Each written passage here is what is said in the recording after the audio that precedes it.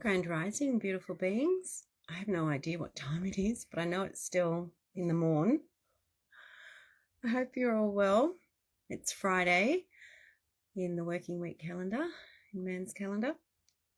It's been a phenomenal week for me, well, 10 days actually. Went on a bit of a road trip to help a sister out with an event that she was had pulled together and catered for, and it was Stephen Jenkinson Grief and Mystery Tour, and it was an amazing experience on all fronts. A lot of dimensions, a lot of amazing experiences, pushing myself to the edge of my comfort zone, breakthroughs, challenges, changes. Not quite the same woman as I was before I left, as I am now. And a lot of what he talked about was grief and belonging. And grief is a vital part of human experience. It's part of our emotions. It's also part of our maturing process, because death is inevitable for everyone. We're all in line. We don't know where our number is, but we're all in line. No one gets out alive. And yet we don't live as if we're living. We live as if we're already dead. So it was a really amazing process to hear someone else speak of grief as well, because I have a lot of grief. And sometimes my life gets so busy. I know it's there, but I don't have the time, or I don't carve out that space for me to tap into it, lean into it, touch it, feel it, remember it. And it's nice when I do, because it's really bittersweet. Grief is a very interesting process. It's not an emotion, because it's a range of emotions, and it's a range of processes that we go through. And it's phenomenal in helping us to mature, evolve, appreciate, gratitude. It's an amazing process, grief. And if we don't process it, if we don't learn to reconcile with it, it will solidify as depression in the body. It becomes a very heavy weight, begging, dragging you down, trying to drag your focus down into your body to take a look, to have a feel, to remember and appreciate that which once was and no longer. And that can be a lot of things. It's not just a person or a pet or an animal. It can be an event. It could be a part of you. There's a lot of things that we grieve, or could grieve, which we should be grieving, and we don't grieve. And then he was also talking about belonging and the meaning of words, not the English dictionary, but where the true meaning of the words came from and how they came together. And it was really interesting to understand that words are vital. Words create spells. Black ink on white paper can also create a spell. As you read it, your mind reads the words, you're reading the words inside. It creates a new pathway. It either ingrains something deeper or creates a new pathway. So it's always be mindful of what you read, because what you read, you're giving energy to. What you speak, you're giving energy to. So words are important, and they do create spells around us. This is why the inner dialogue, listening to your inner dialogue, is vital, and how you flip it and change it, and where you put your focus. It's really fascinating and interesting listening to myself, listening to people and talk, where you can hear where their focus is, where their energy is. Are they present? Are they in the now? Because the now is the only moment we have. The past is done. Whether you like it, regret it, can live with it, or reconcile with it, want to change it, you can't. It's done. Future's not created yet, doesn't exist. You can go off into as many meanderings and as many conversations you have in there with people that may never transpire. Doesn't exist. It's this moment now. Me talking into this phone, talking into the Netherlands. That's now. Listening to the birds, looking at the kangaroos out in the paddock. watching the breeze in the leaves and a bird hopping around on the branches. That's now. I can do something with now.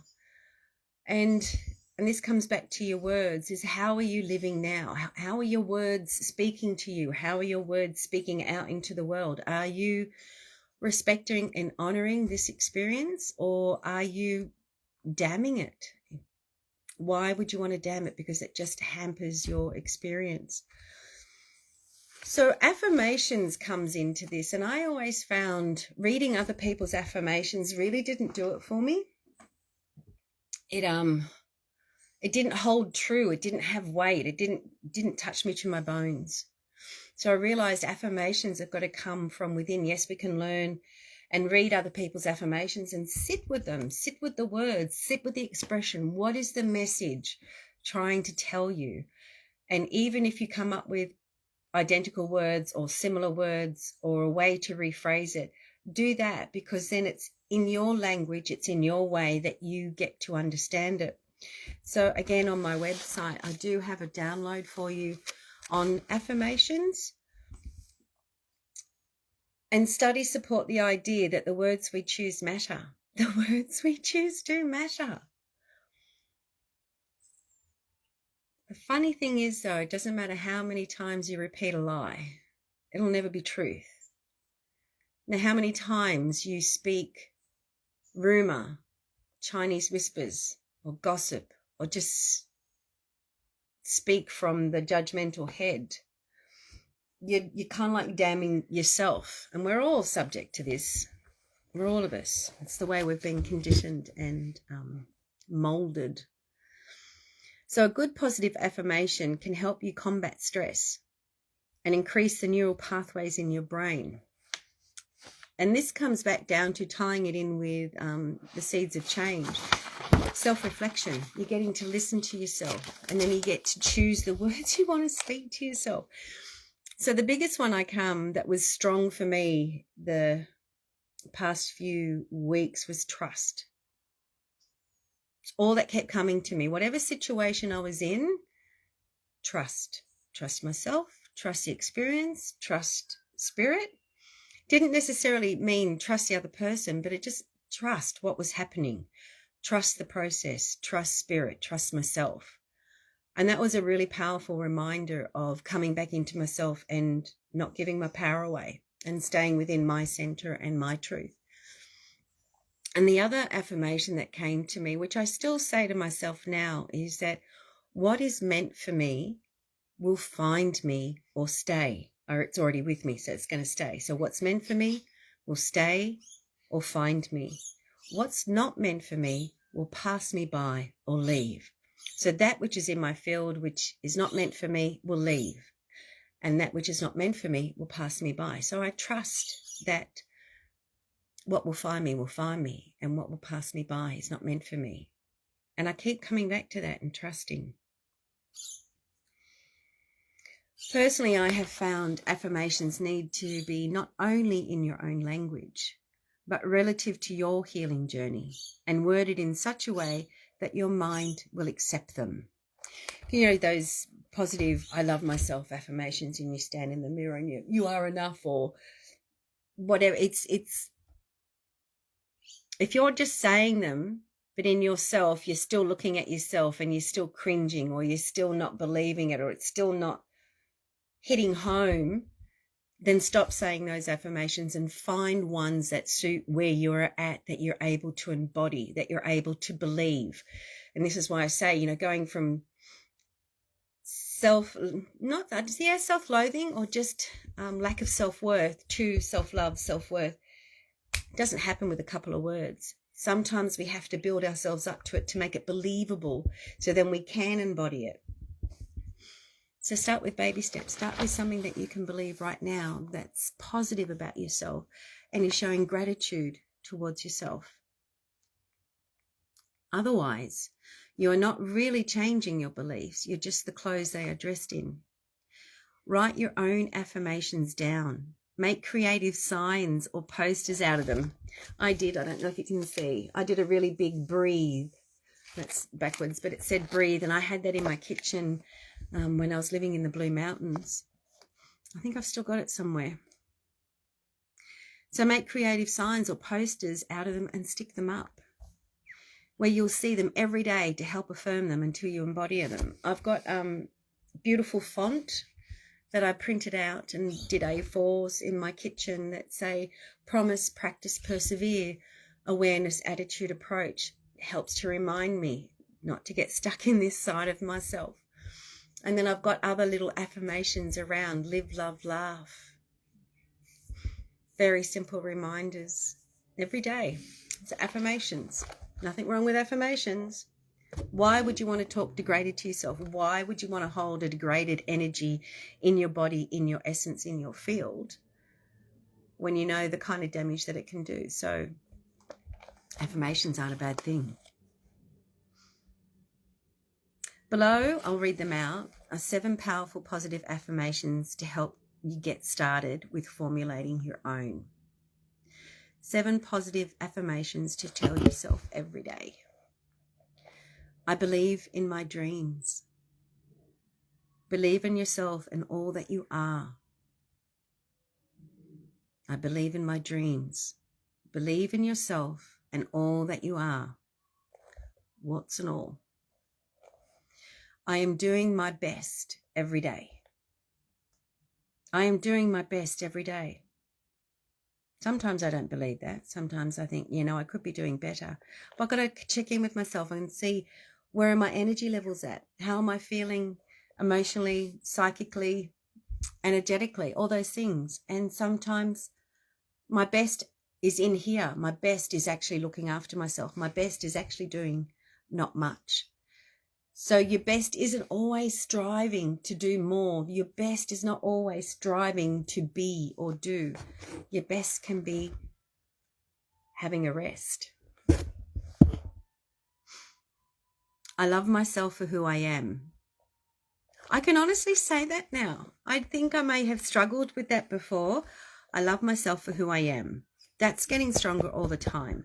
Now that I know what I know, it's had a very big impact. It's had a huge impact on my inner dialogue. It's had a huge impact on my narrative I have associated with my memories, based on me knowing now, being autistic, looking back over my story, realizing all the nuances, all the tics, all the different things over the years. I can see myself differently, and I have a deeper appreciation, a lot more, I think, respect for myself, for what I've endured and the strength that I've been able to cultivate. And then to come to this point of self-love and then have this news drop in. It was like, I don't know, bookends. It was the best. So I can say, I love myself for who I am. I am in charge of my own happiness. This was a big one, because even when people used to ask me, well, what would make you happy? It's like, I don't know, happy. How would I be happy? What's happy? What would make me happy? Especially if you've lived a life being externally stimulated. You've lived a life with the finger pointing out, with the thing, well, not even the finger, the lens pointed outside of you, hypervigilant, wary, aware, reading all the time, and not judging out of feeling superior, but judging out of, am I safe or not? Judging out of how to keep myself safe. So that's a big realization, and realizing, that happiness, that's my responsibility, not somebody else's. How do I go about living a long, healthy, happy life? And that'll take you down rabbit holes, because you've got to understand what you're not happy about, and then work out, well, what makes you happy? You, which is different to me. So what makes me happy would be very different to what makes you happy. And it's a wonderful journey. It's an amazing experience working out what makes you happy. You get to do so many things, and you get to go, that worked. Yeah, no, not so much, but at least I experienced it. Tick off the list. You you get to try, you get to tap into a lot of things that make you happy. That can only be a good thing. Happiness is not a bad thing. Happiness is a good thing, and we could do more of it. I accept 100% responsibility for my own life. This is an affirmation. These are affirmations, even though they might sound like it, but it is. And this comes back to the happiness.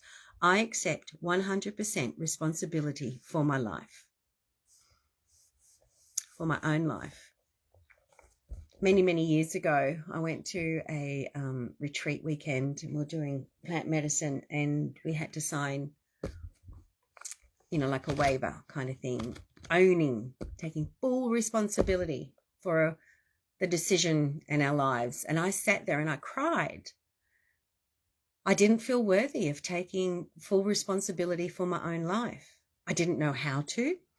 I was made out to believe that I was not worthy of being responsible, that I had no idea how to live my life because it was always wrong and it was always fucked up and it was always my fault.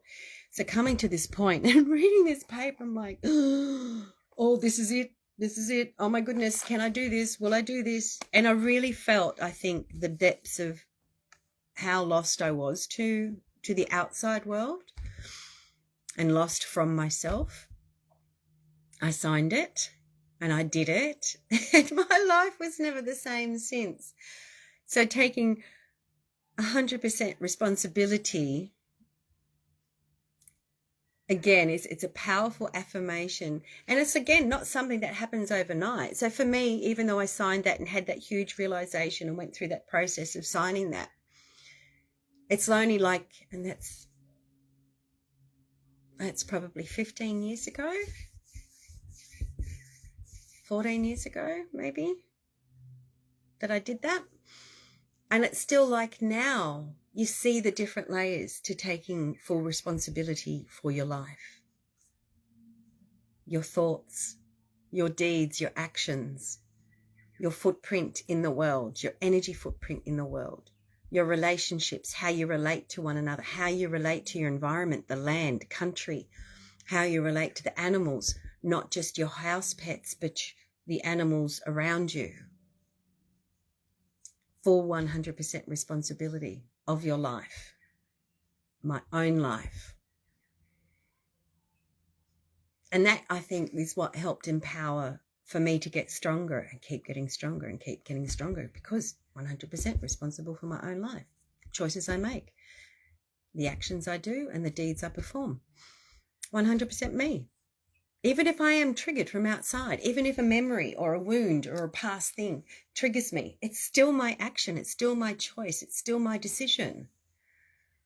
Can't really point the finger. It's like, yeah, you behaved badly, but how I'm reacting or how I'm responding, how I'm living my life, what I'm doing, that's on me.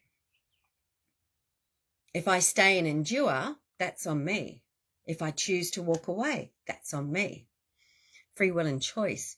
Everyone has a free will and choice to be who they are, how they are, where they are, what they're doing. Even someone that's diabolical and evil, sociopath, psychopath, in their world, in their inner being, in their reality, they're doing what's right by them. I'm not God, so I will judge. If I was God, I'd just be going, oh yeah, that's my creation.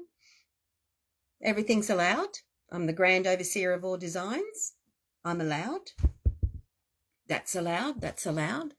How else would Creator or Great Spirit or the Essence experience self if it only has tunnel vision on one thing? It experiences across the whole bandwidth. That's why it's a polar universe that we live in. It's one of the universal principles is polarity.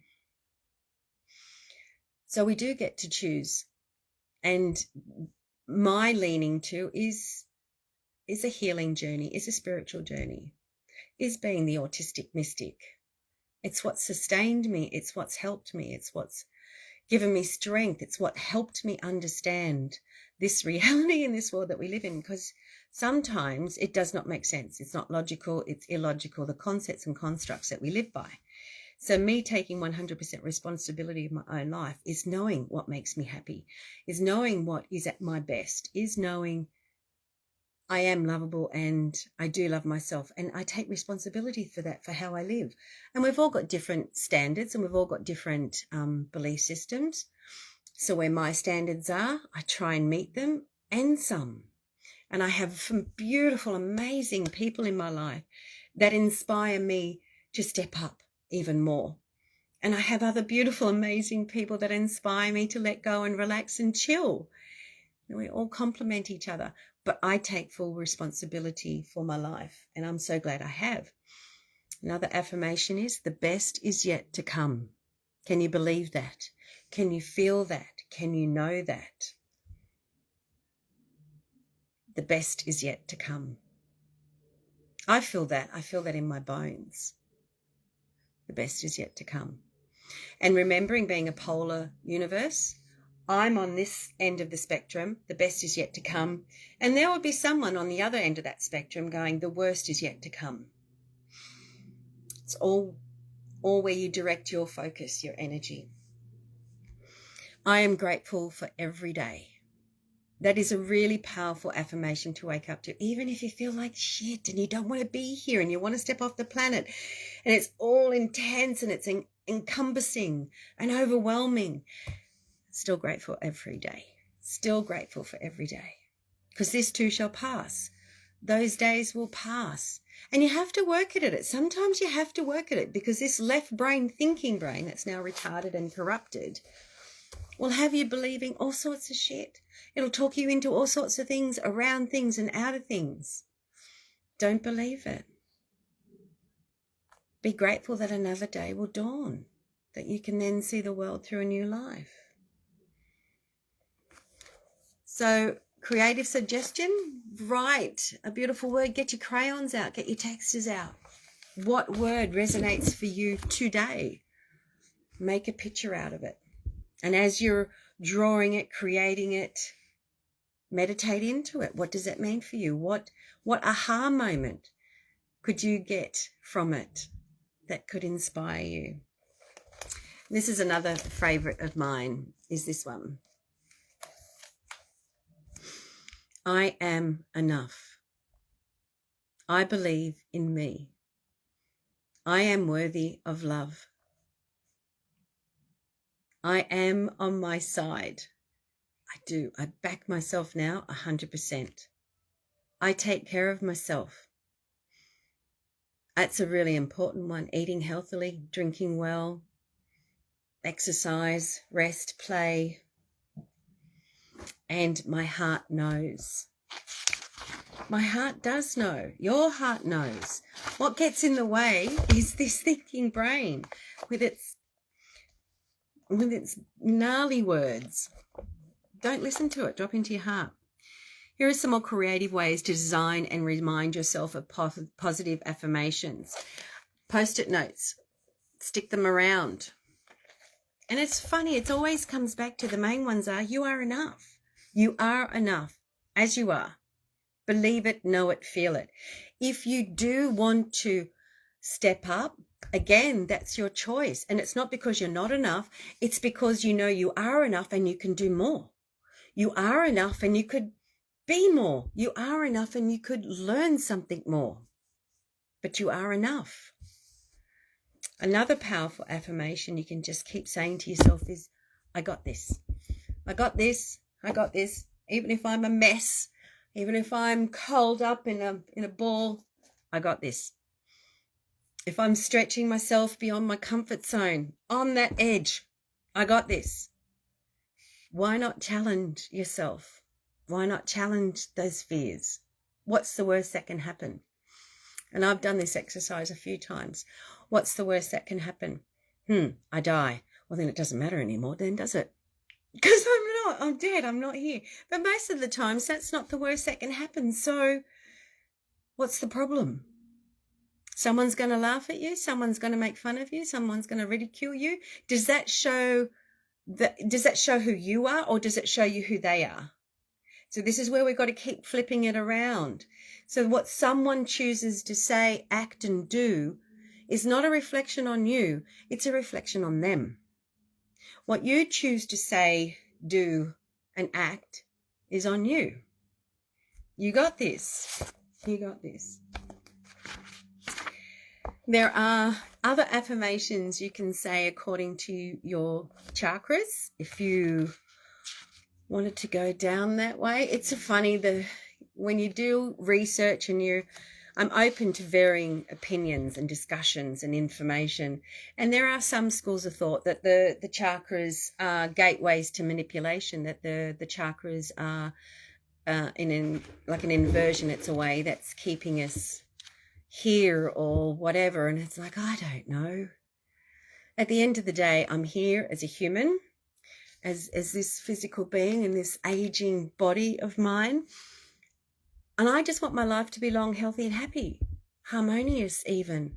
So if that means balancing my chakras so my experience here is harmonious, I'm going to do that. Because we're all going to die anyway. And so why not make whatever experience, whatever time you have here, whatever life you're living, why not make it harmonious for yourself? So the base chakra is a lot about belonging.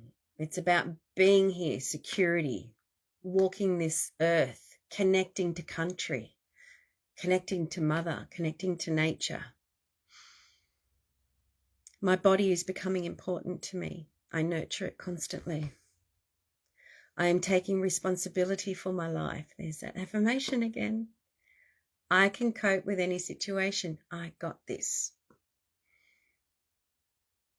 Even if you lose it and you don't end up coping with the situation, it's a learning process. No one's perfect. No one knows all things all at once, all the time.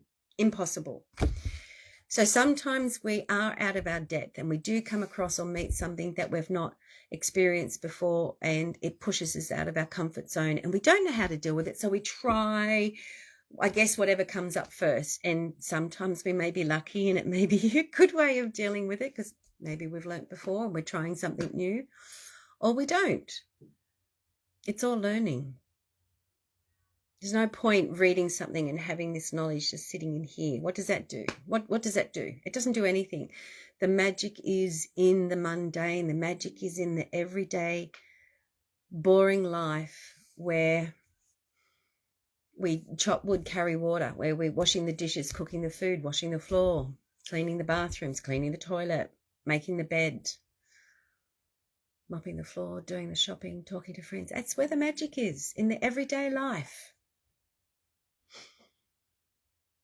So some situations we haven't come across before and we can only cope with this with best as we can.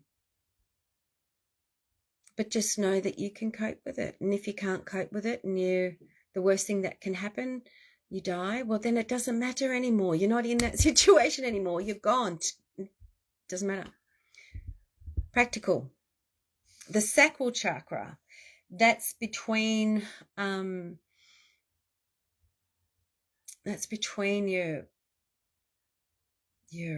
base and your belly button. It's about they say 2 or 3, I think, finger lengths below your belly button. It's your creative center. It's also your inner child. I follow my dreams and I trust my decisions. I follow my dreams and trust my decisions. I let go of old negative feelings and open to new ways of thinking. That is so important. If you're still holding on to negative feelings and if you're still holding on to old ways of thinking and you're not happy, and you're not happy with your life experience, what do you think is going to change? I don't see how it can. So you've got to let go of those old negative feelings and you've got to be open to new ways of thinking.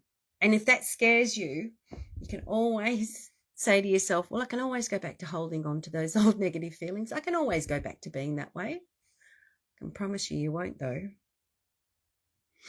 Solar plexus sits just below your rib cage in that triangle in there, in between your rib cages. It's a lot to do with inner power, confidence. It's bright yellow. I am determined to treat myself with honor and respect. I am determined to treat myself with honor and respect. That's a powerful affirmation. Because when I get determined, I am determined. And that was one of my determinations, was to treat myself with honor and respect. And that's massive, because it then shows you where your standards are. It then shows you where your values are. And sometimes your standards and your values are higher than what a lot of other people's are. And then you would step down, or you'd compromise, or you would negate yourself, kind of thing, to fit down here, and that doesn't tend to work. So learning to hold true to your standards, learning to hold true to your values, even if you end up walking it alone. The self-respect and the self-honor outweighs all that drama of lowering yourself, of settling for less. I transform negativity into positive, uplifting thoughts and actions. I transform negativity into positive, uplifting thoughts and actions. That's powerful too. How do you change that mud and that quagmire and that manure and that shadow and the gnarly, negative, frustrated, angry, depressed, a victim? How do you transform that into something? Well, let's do something else with it. Let's flip it. Let's see what's the lesson in that. What can I gain knowledge from that? How can I embody that? How can I integrate that so that I can have a different experience moving forward? Up into the heart chakra. Heart chakra. I forgive past hurts and open to infinite joy. I forgive past hurts, even if you've hurt yourself, your own decisions, choices, and actions that have caused you hurt. Forgive it. Let it go. I wish you could see that the more you hold on to the past, and the more you hold on to your regrets, and the more you hold on to what you did do or what you didn't do, how is that freeing you to live a different life moving forward? When you're sitting in it and you're holding on to it and thinking, but I need to. What, you want your happy punishing yourself? Who told you that? Why punish yourself over and over and over again? How are you going to change? How are you going to evolve? How are you going to mature? How are you going to heal if you don't learn to forgive and move on? We can't forget it, unless I suppose you get dementia or something like that. But you can't forget it. It's part of your story. It's part of what's made you who you are today. But why sit in regret of it? Why sit in pain of it? Why sit in the memory of it in such a negative way where you know it's going to be damaging your body, because you're creating that frequency and vibration by thinking it and feeling it and holding on to it. You're holding that vibration, that frequency in your body now over something that was done then. Doesn't make sense to me. And then if you hold that vibration and fear and regret and all that stuff around your past, you're sitting there holding that, sending that out to the future, so it comes back and meets you. So you're going to get more of it? No. Start to reconcile with it. Slowly but surely, start to reconcile. Start to put it down as that it no longer matters, because it doesn't. It no longer matters because it doesn't matter anymore. What matters now is where you're at, the surroundings you're in, the people you're associating with, the choices and decisions and actions you choose now is what's important. So forgive past hurts. I release the heavy burden of guilt and embrace the lightness of my heart. I release the heavy burden of guilt and embrace the lightness of my heart. And guilt is like that. It's just like dragging around balls and chains. It's like dragging around tons of heavy baggage. Does it make you feel better? No. Does it make anyone else feel better? Probably. From a negative space going, haha, I'm so glad you feel guilty. It makes me feel better that you feel guilty. How healthy is that? It's not very healthy, is it? And what's guilt? Guilt, I suppose, is assuming that everyone else is perfect and you're not, and so you're ashamed and you feel guilty for not being perfect or something like that. That's not realistic either. Nor is it true. It's not true. Nobody is perfect. When you think about it, it's a very sick society and culture that we live in. And as Mahatma Gandhi said, It is no measure of good health to be well adjusted to a sick society. So release the heavy burden of guilt and embrace the lightness of my heart. The higher heart chakras sit about here. And to me, it's what creates the chalice of life, of love. Solar plexus is the base of the cup, comes up to your heart, and then it overflows through your higher heart chakras. I let my higher heart open, filled with the divine light of love throughout all days. Open ourselves up to love. If you can open yourself up to hate, you can hate another race, another person, another thing, another place, or another whatever, even you can open yourself up to love. You can choose that. You don't need approval or acknowledgement or anyone else to agree. You can choose to keep tapping into love.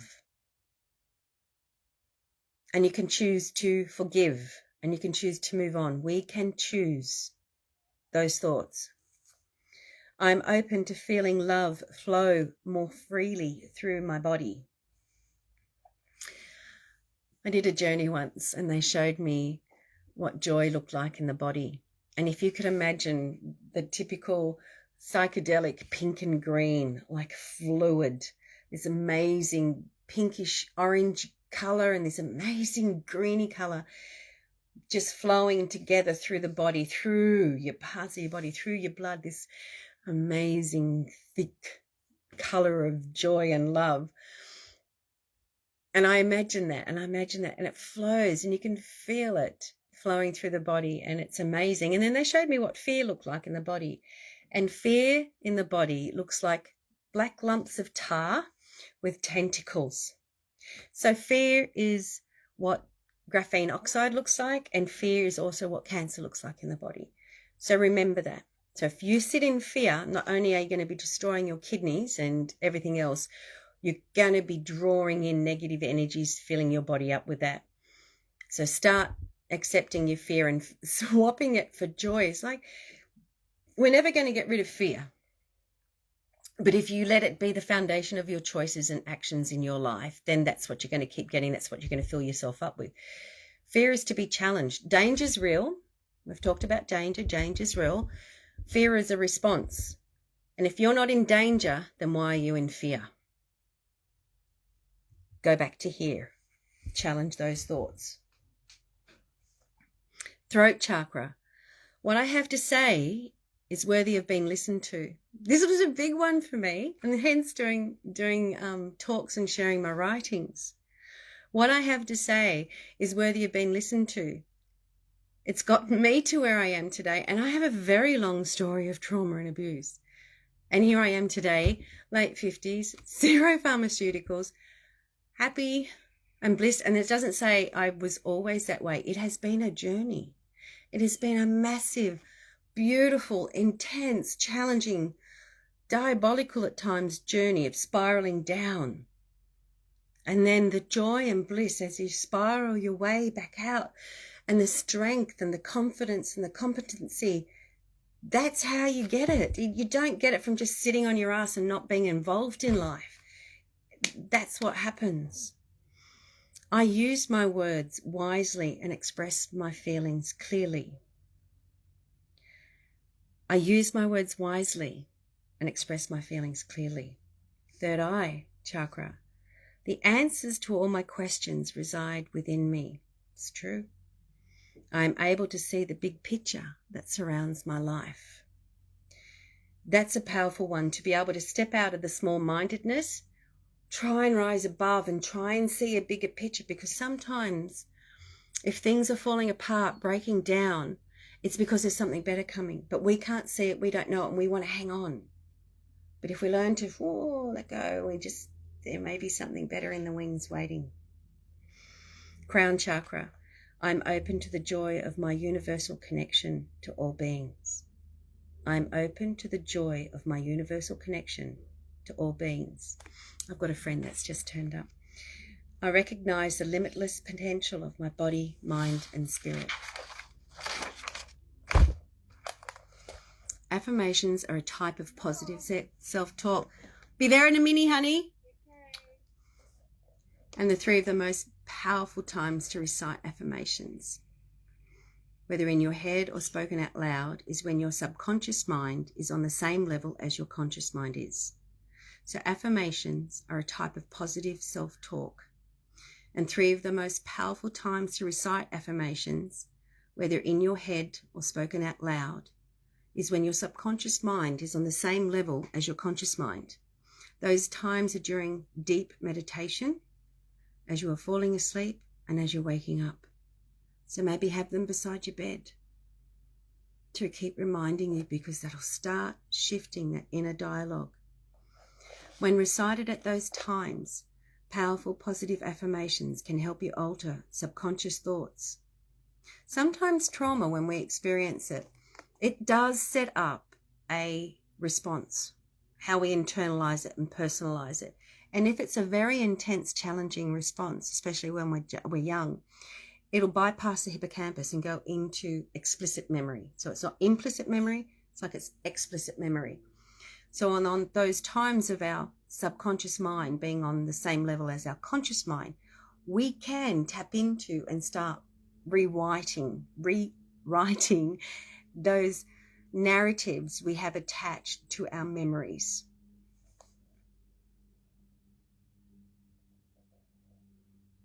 When recited at those times, powerful positive affirmations can help you alter subconscious thoughts, rewrite the negative implicit memories, and create new neural pathways for positive thoughts and actions. Repeating a supportive, encouraging phrase gives it power, since hearing something often makes it more likely you'll believe it. In turn, your belief makes it more likely you'll act in ways that make your affirmation become reality. So however, whenever, whatever powerful positive words you use is up to you. But use you must. One cannot expect change when we're repeating the same old way. So have fun with that, creating affirmations and words and turning them into pictures or diagrams or symbols to remind yourself, have them beside the bed, and start working from the inside out. Have a beautiful day. Sending so much love. Aho, amen. So mote it be.